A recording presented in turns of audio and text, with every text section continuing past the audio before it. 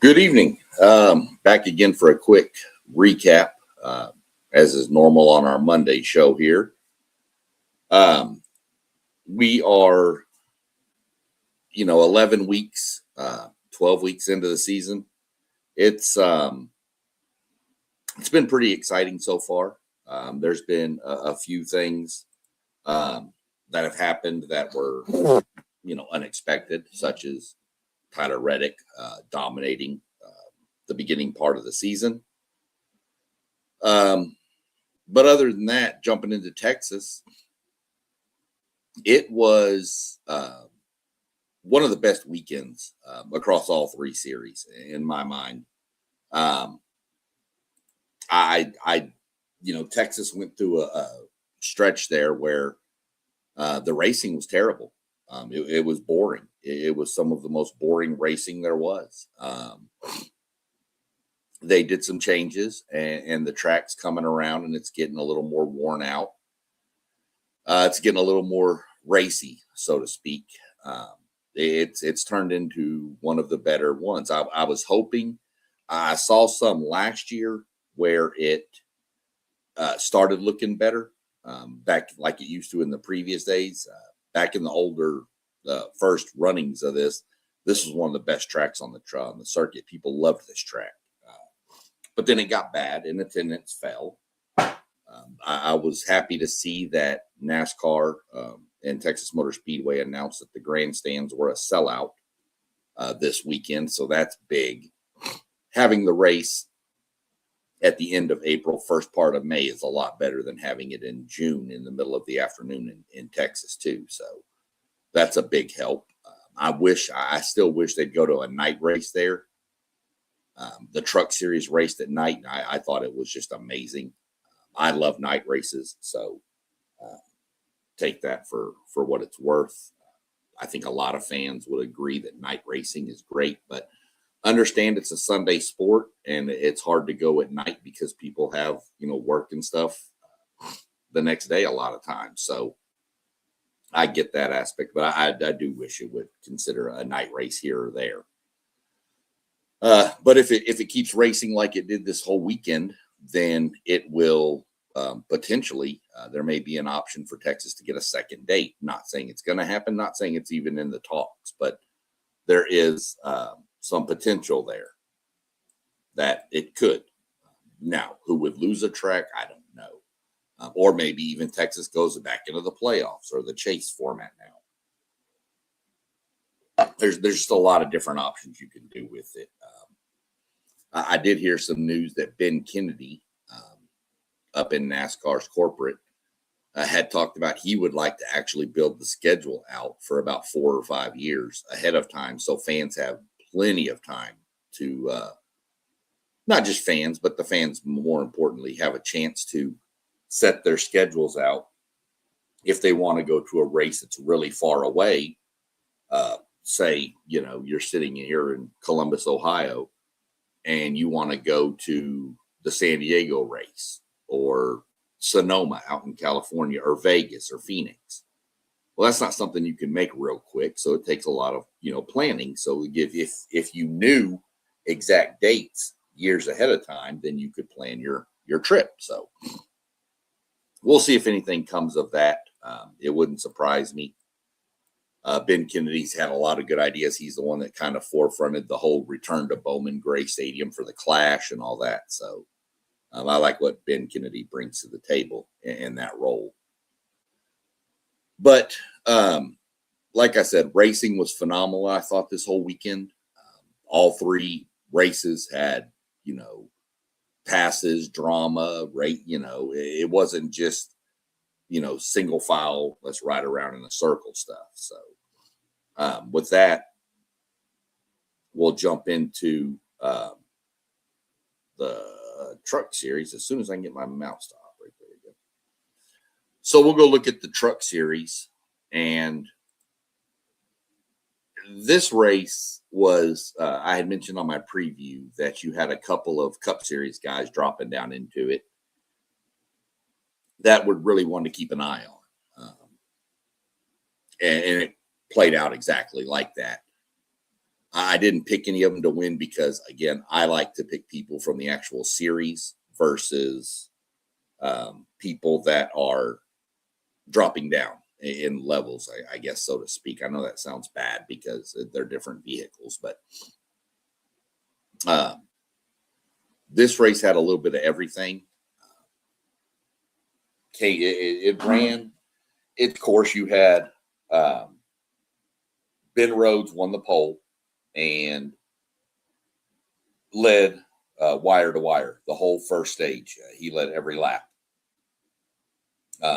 and won the first stage. And then, of course, pit stops and everything. And then, we started up the second stage, and Carson Hocevar started flexing his muscle coming off the win at Talladega. So, really, really strong showing by Hocevar. Wound up leading the race high 76 laps. Had 8 cautions for 39 laps throughout the race. But in the end, it came down to Spire Motorsports trucks, which was Carson Hocevar beating Kyle Busch. So he beat him by 7/10 of a second, which doesn't seem like a lot in our time, but it is actually a pretty good distance in NASCAR world. Considering most races are, a couple of tenths or less than a tenth. This was actually Kyle Busch is one of the most dominant truck drivers there's ever been. And this was actually Hocevar. This is the same track he got his first Truck Series win in back in 2023. So it was a good little run. They do inspection after everything. This is something I'm going to try to throw in every week too, if there's any issues. And they inspected all the cars, our trucks, and everything was fine, confirming the win for Hocevar. There have been times where drivers have failed inspection after the race and they've been disqualified. But we did have we did have one issue in the Truck Series, and that was the number 34 truck driven by Lane Riggs. He had 2 lug nuts that were not secure, and so the team will receive a $2,500 fine, and one of their crew members will be ejected for one race, suspended for one race. So, yeah, that's going to happen. I mean, these lugs, sometimes they don't get fully seated. Sometimes they just come a little bit loose. But NASCAR is very adamant that they need to be secure, and when they're not, they fine you for it. So, looking at the results of the Truck Series, we'll go over and look at the top 10 finishers. Starting with number 10, we'll go with Chandler Smith. Ty Majeski came in 9th. Christian Eckes, Daniel Hemrick. Lane Riggs finished 6th. Ben Rhodes, pole sitter, finished 5th. Brandon Jones, Caden Honeycutt, Kyle Busch, and Carson Hocevar, of course, rounded out your top. I was really pulling for Caden Honeycutt. I like that kid. He is he's a Texas native, so he was really wanting to win at his home track, but just came up a little bit short. Did take over. We'll get into that in a second when we get into the standings. Your fastest lap was run by Jake Garcia at 29.54 seconds to create a lap around the 1.5 miles there in Texas. So that's just where we look at that. We go look at our standings for the Truck Series.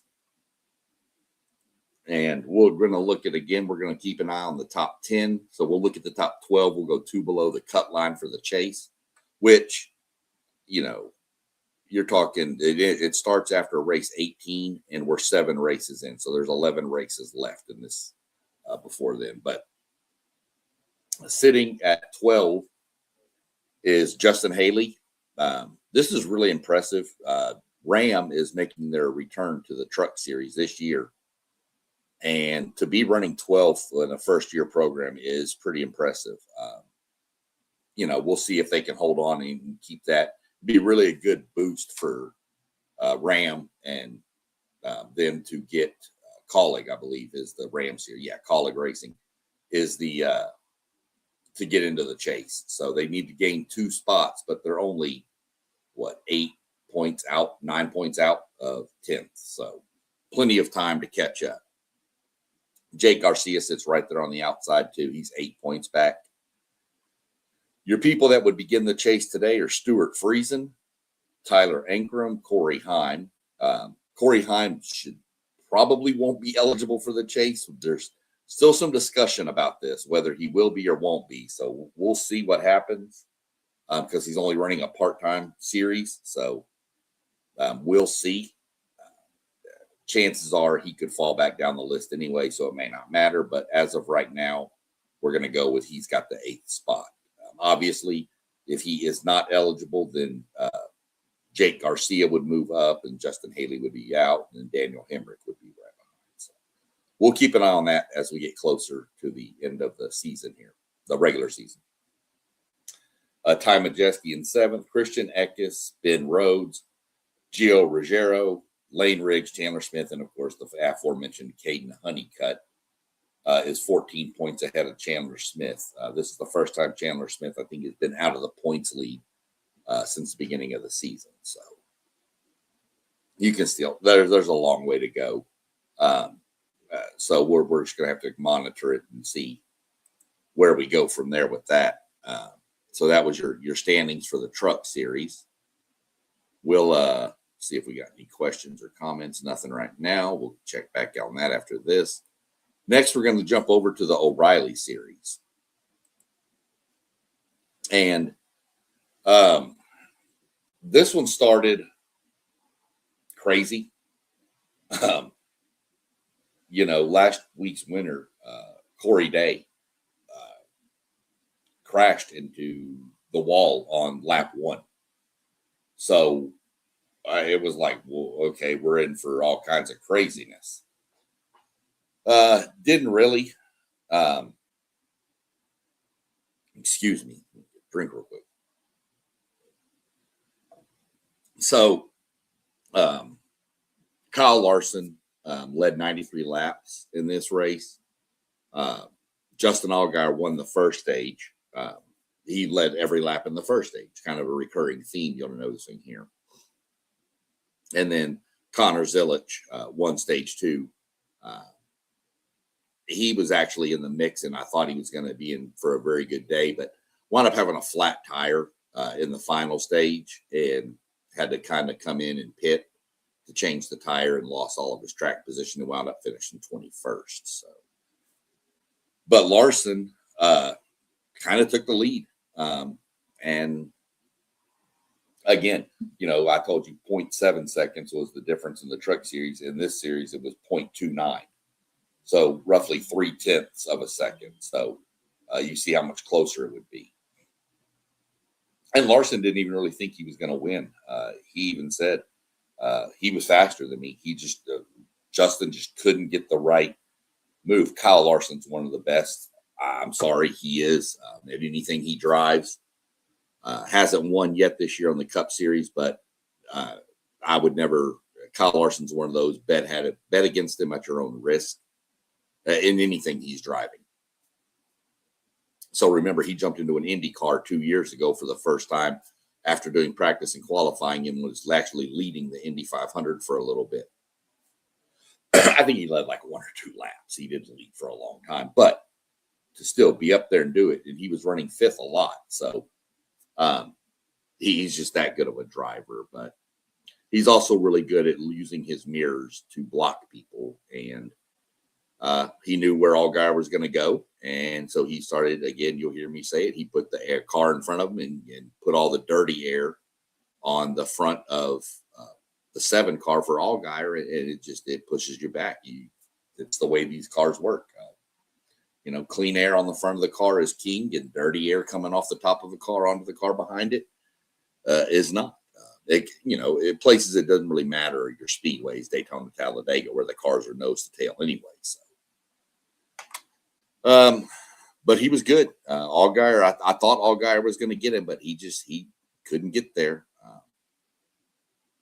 So, you know, credit to Kyle Larson.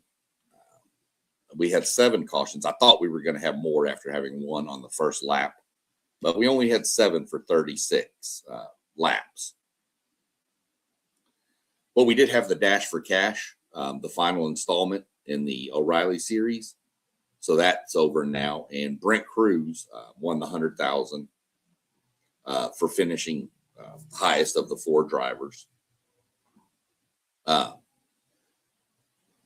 So I need to verify that because yeah, it was Brent Cruz. That's right. Mayer wasn't eligible, I don't believe so. But Brent Cruz won the 100,000 for that. And then we did have 2 cars have issues. There was no issue with Larson's car. He was the winner.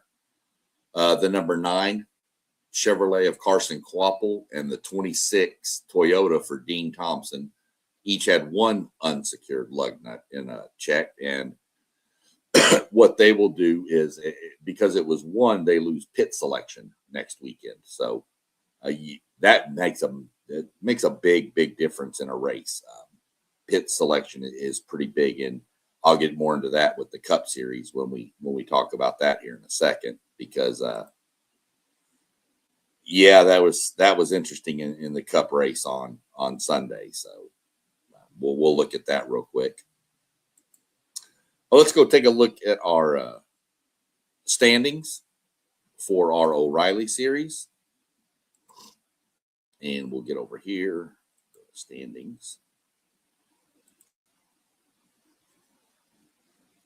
Again, this is the top 12 drivers, so we'll look at about 14 or 15 of them. And it starts at the end of race 24 is their cutoff for the regular season. So we're halfway through the season for the O'Reilly series. And you're looking at the top, we'll look at the top 15. Why not? Raja Caruth, Brent Cruz, Ryan Sieg, Sam Mayer, William Sawalich, Taylor Gray. Sam Mayer, William Sawalich, Taylor Gray, Parker Retzlaff, Carson Kvapil, Austin Hill, Sammy Smith, Brandon Jones, Corey Day, Jesse Love, Sheldon Creed, and Justin Allgaier are still leading the points here. So everybody from Sam Mayer up would be in today. Sam Mayer has an 8-point lead over Ryan Sieg and a 12-point lead over Brent Cruz. I still like this Brent Cruz guy, kid. He's the 18-year-old. So we're going to keep an eye on him really well in this series. Again, this series, if you're a Chevrolet fan, this is your series. If you look at all the bow ties, well, I mean, there's tons of them. Not as many Fords or Toyotas in this series. So it's a Chevrolet dominated series, which is fine. Doesn't really matter. I still watch the races, even though I'm a Ford guy, just because I enjoy the racing. I think it's great. Some of these young kids, your Corey Days, even Sheldon Creeds, who's, they're older. They've been in the series longer, but Carson Kvapil, your Brent Cruz, as I mentioned, Raja Caruth is really good. So I like watching some of the young guys to see what we can get from them as far as what's going to be coming up in the next, handful of years to the Cup Series. This is kind of where I start prepping for if my driver quits, retires, loses his ride, who's going to replace him? Do I like him? Things like that. So this is where I start prepping for who's coming up that I may watch. So that's our look at O'Reilly's. We'll go look at the Cup Series. And the Cup Series came down to, it's craziness. It's Texas. It's crazy down there. Your winner wound up being Chase Elliott. He won by 0.4 seconds. He is actually the first repeat winner in the last 10 races. So Texas has had 11 or had 9 races in a row with different winners, and it changed. This week was the first one. Was Elliott. Craziness happened in this kind of early. Lap 68 in the first stage. Christopher Bell's leading. He's just cruising around. And the number 34 car of Todd Gilliland loses it in the corner and spins, goes up. Bell goes down low on the track. And here comes Gilliland and literally clipped him barely. But it was enough that it spun Christopher Bell out, and he went up into the wall and destroyed his car. That guy has the worst luck at the Texas Motor Speedway of anybody. I'm not sure if next year when they go there, he doesn't come down with the flu and have somebody else drive the car. It would probably cross my mind. For as good as he is, it's just crazy. And literally, he had just taken the lead before that happened. So it's NASCAR. That's why I say you never know what's going to happen. You can have dominant drivers, but at any given moment, something crazy can happen, and you're out of the race. So we had a little bit of strategy play out with pit stops and stuff, but Eric Jones wound up winning stage 1. They had a caution, that caution actually, 68. And so there was a 6-lap sprint to the end of the stage 1, and he stayed out on older tires and wound up holding off everybody for the stage win, which gained him 10 extra points. So Chase Elliott won stage 2. That one, there was a caution right before the end of the stage. They got racing. They went back to green they had 1 lap. It was a 1-lap shootout.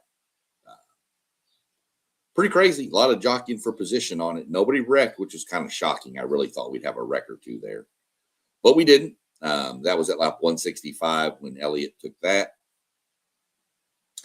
But you had so many issues on pit road in this race.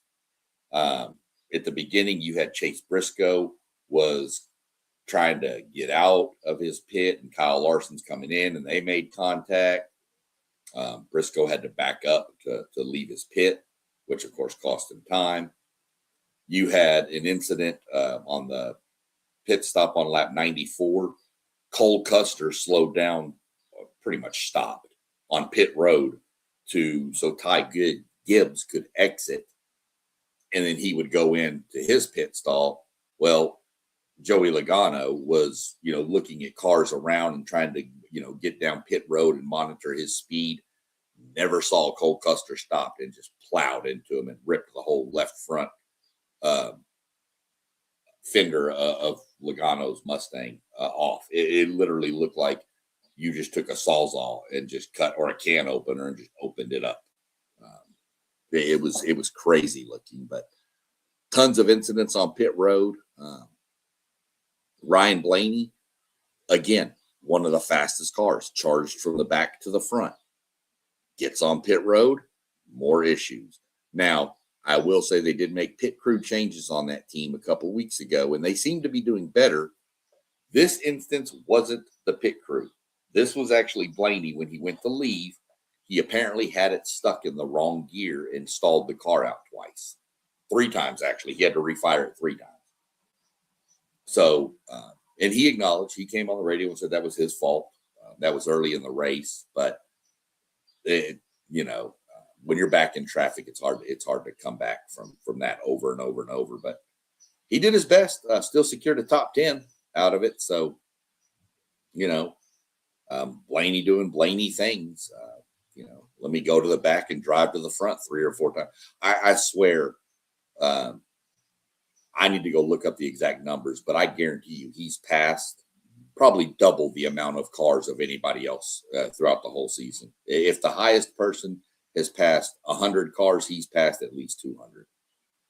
It's insane how good that car is for the finishes they have.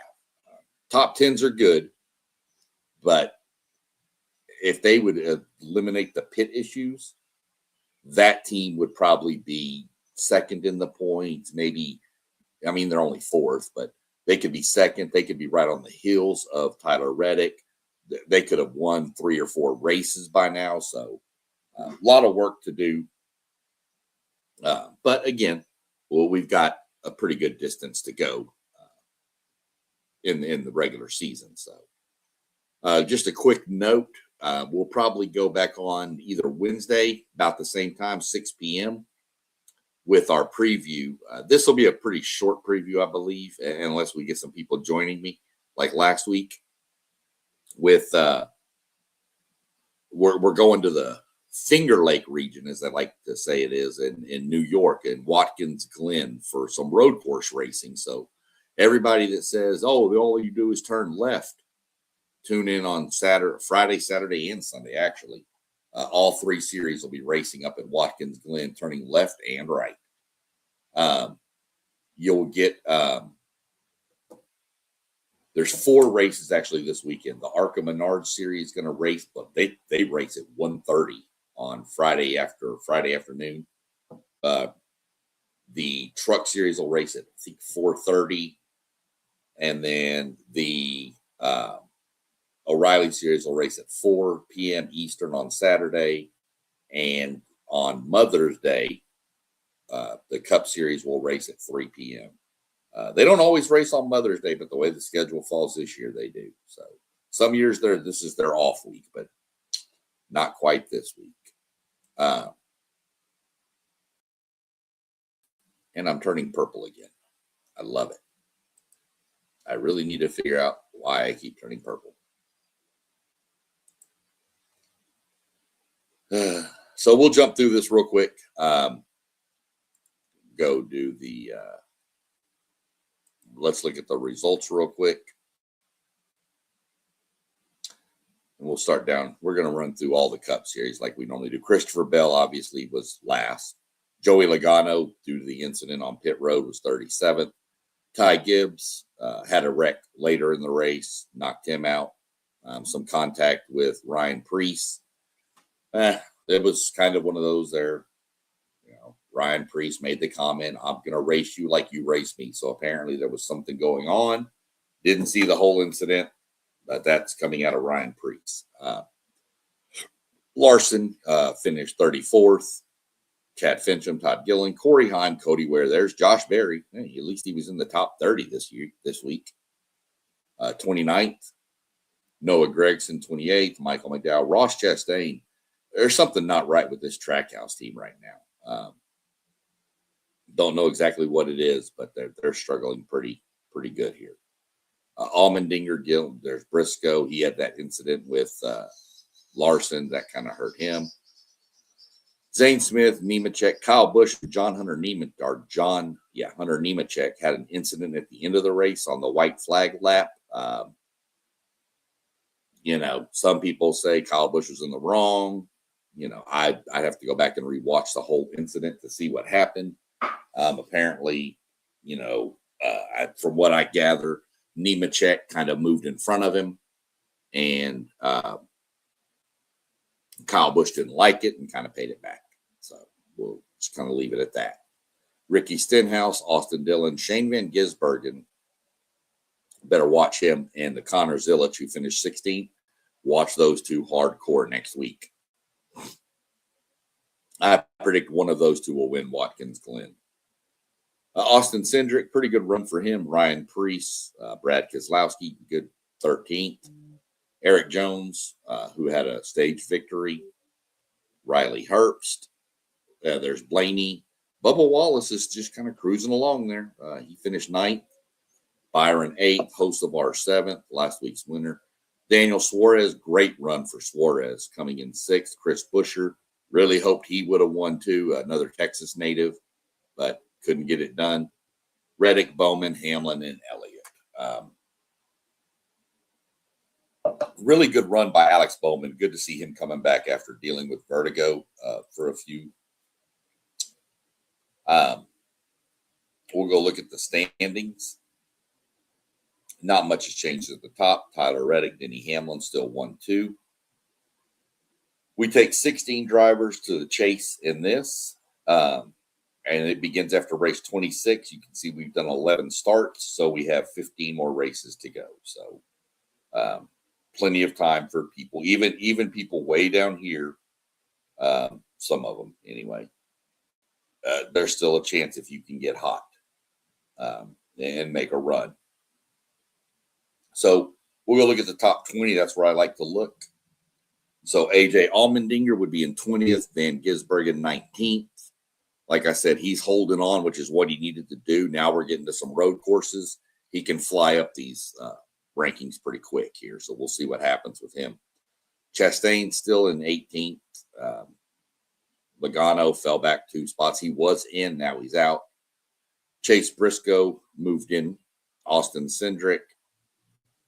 Daniel Suarez, Christopher Bell, Ryan Preece, Bubba Wallace, William Byron, Brad Keselowski, Kyle Larson, Ty Gibbs, Hocevar, Busher, Blaney, Elliott, Hamlin, and of course Reddick with 5 wins is going to be at the top. He's going to be hard to unseat. He's got a 109-point lead. Some of the names that I'm keeping an eye on in this, Suarez, can he keep up the run he's been on here lately? Austin Cindric is always one that he's good on road courses too, so we'll see how that plays out. But Van Gisbergen is who I'm really going to watch this week. Connor Zilic could make a fly up this. If he can win this race, he would fly up these standings. But we're going to have to wait and let it play out here. As of right now, you have 6 Toyotas, 5 Fords, and 5 Chevys. So a really balanced mix. Now, obviously, Ford, I mean, you got, if Chase Briscoe falls out, Logano would go in, you'd have 6-5, so it'll change, but I'd like it. I'm hoping it's balanced at the end where it's, 6-5-5, something like that as far as the cars in. Manufacturers, because I think it's better for the sport when all 3 manufacturers are involved. So other than that, with me turning purple again, I will cut this way shorter. I don't know why this computer keeps doing this, so I'm going to have to do some digging on that. But, I appreciate everybody tuning in. You can see the channel scrolling across the bottom. Like, subscribe to all of them. You can find me YouTube, Patreon, TikTok. You can find me on all of them. So with that being said, and before I feel the need to start singing I Love You, I am going to cut this short, and we will catch up later this week with our preview of Watkins Glen. Everybody have a good evening.